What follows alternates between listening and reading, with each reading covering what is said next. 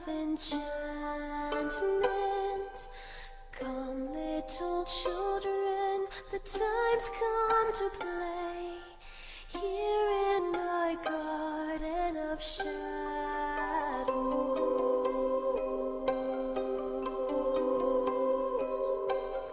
Follow, sweet children, I'll show thee the way through all the pain and the sorrows.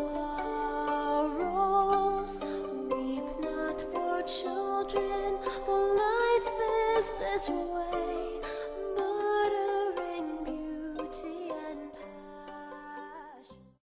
To try and understand what was going on in Salem in 1692, you first have to understand their belief system. The town and village of Salem, Massachusetts was Puritan, a very strict form of Christianity that believes that your eternity was predetermined before you were born. They were endlessly striving to prove that they were going to heaven and constantly trying to figure out if they were going to hell. The Puritans remained British citizens, and like their countrymen, they were also a community that very much believed that witches existed.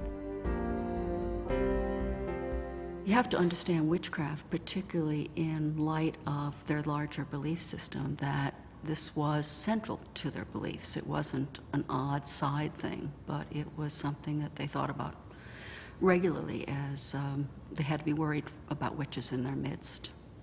Satan was real.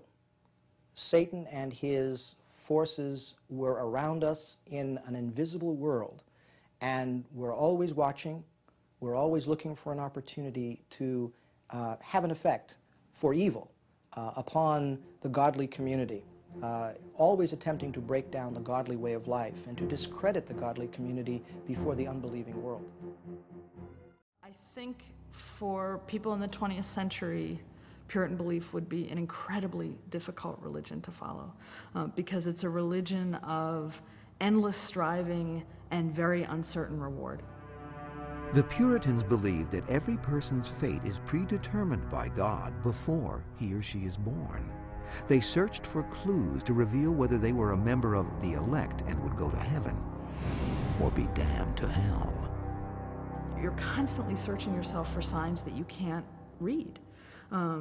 Does the fact that I am sinning in this particular way mean that I am predestined for hell? Maybe. Does the fact that I am pious and doing all the things that the minister tells me in church mean that I have had an experience of indwelling grace and I'm one of God's chosen people? Maybe.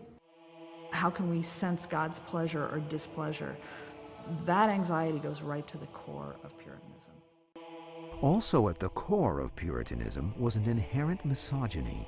Puritan women were expected to be silent, docile helpmates to their husbands, and mothers to their children. Puritans had an ideal for women, and that ideal had a number of characteristics. I mean, a woman was expected to be submissive to her husband. Him outside, she within. Him in public, she at home. Him speaking, she listening. Him preaching, she hearing. Puritans believed that just by her very nature, a woman was more likely than a man to enlist in the devil's service. Women were not allowed to be ministers, so they were more likely to join the devil's cause and preach for his cause.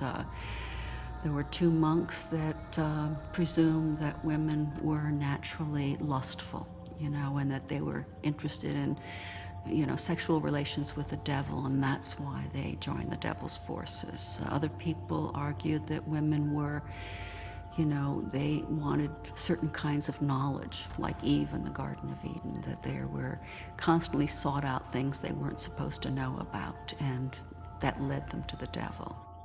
There are a few main ideas on what happened to these girls. The original idea was obviously that they were under torture from a witch. The second is that they were bored young girls who played jokes that went wildly out of hand. Third is that they were only doing what was best for their families by killing off the people who they wanted land from.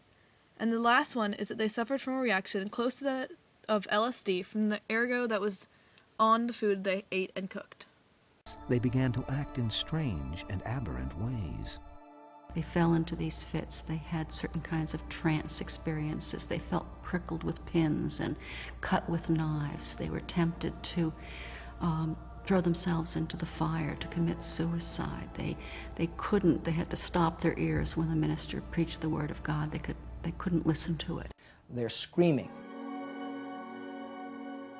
They're crying out. They are throwing things about the room. This sort of behavior is not the behavior of young Christian girls. It's certainly not in a Puritan community. Alarmed, the Reverend Parris called in a village physician, Dr. William Griggs, who found no physical symptoms to explain their unusual behavior and concluded that the cause must be spiritual. He declared the girls were under the evil hand of witchcraft. Given the Puritan belief in witches, the diagnosis was readily accepted. The women were property, and they were beginning to do less and less work.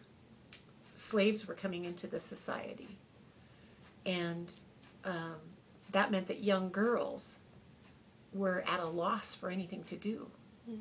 They were not allowed to go out into the community and have adventures, and they weren't working.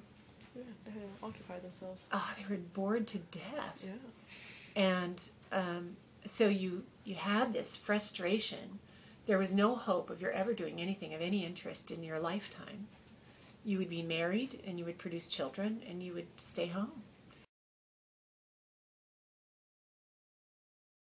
Mr. Putnam's father, Tom Putnam's father, was doing what they called land grabbing. And what he would do is, if somebody died, then they forfeit their land. So the land doesn't belong to their family anymore. If it's a woman, Yeah. their land doesn't belong to... So I don't know how a woman gets land in the first place. Yeah. But what Thomas Putnam did was, his father did was, when he died, he willed other people's property to his children. So even though it didn't belong to him, he willed it to his children, and the court got all confused and said, okay, well, it belongs to them now. That there may have been a mold on some of the food that was eaten by the young girls, which was a hallucinogen like LSD.